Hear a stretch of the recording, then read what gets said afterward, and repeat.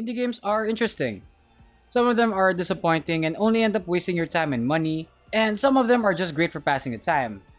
But sometimes on a rare occurrence, an indie game can rise up the charts, overtaking most AAA titles. And one game in 2022 achieves just that. Vampire Survivors released back in December of 2021 to great reception. Fast forward a little bit to October 2022 and it's finally out of beta and finally in its 1.0 version. The game falls under the horde survival genre with roguelike elements. At first glance, Vampire Survivor looks like another pixel side-scroller indie title meant to be buried in the depths of the Steam library. But why can't we stop playing it? Vampire Survivors is visually simple. The game doesn't offer much graphically, so this might upset a few players.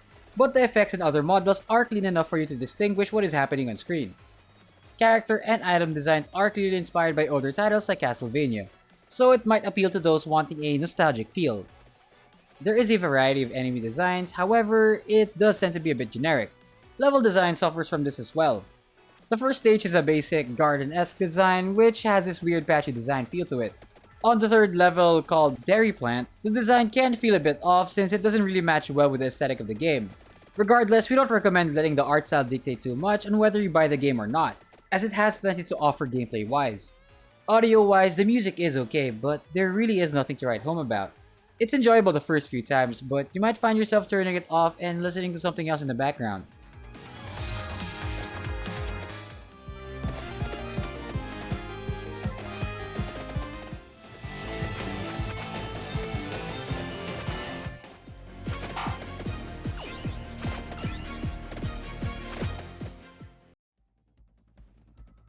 The mechanics are surprisingly simple.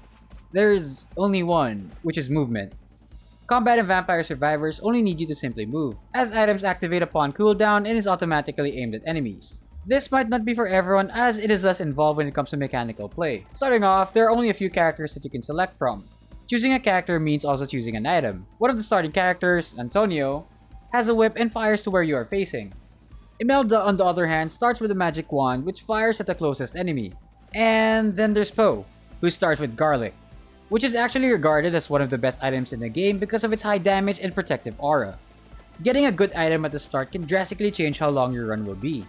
The goal is to eliminate enemies and collect their XP. Leveling up with said XP lets you choose from 3 different items each time, and these items when stacked together, makes it easier for you to clear groups of enemies. Evolving items is also an important mechanic. You can do this by max stacking specific weapons and combining them. A single evolved item can drastically change a run, so you can imagine how good it would be if you had more than one.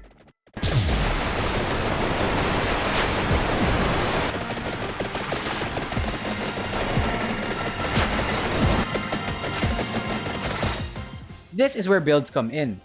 Sure, you can get random items and hope they make an evolved item, but strategizing builds is highly recommended if you want to have an easier time in the late game, when monsters are spongier and 10 times the number.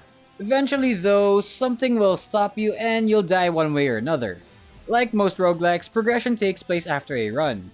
In Vampire Survivors, the coins you pick up in a run can be used to buy upgrades for your next one. These upgrades come in the form of numerous passive buffs. Buffs are permanent and will make a noticeable improvement in your runs. Progression also comes in another form called unlocks. This is where you complete various objectives to receive various rewards. These rewards can range from items, stages, characters, and many more. Stacking items, experimenting builds, unlocking upgrades, and characters is the real meat of the game. However, this can get a bit boring later on. While visually enemies are different, they pretty much all do the same thing, which is running towards you. Coupled with the only mechanic that is movement, it can be less challenging once you have all the upgrades unlocked. Vampire Survivors is well regarded as one of the best titles to have come out in 2022. Although it lacks luster visuals and music, the satisfying gameplay loop, fun weapons, simple mechanics that can easily lead to countless hours of grinding, all for the price of $3, is an extremely good value. Vampire Survivors can be an easy recommendation for anyone looking for a fun time sink to play this year without breaking the bank.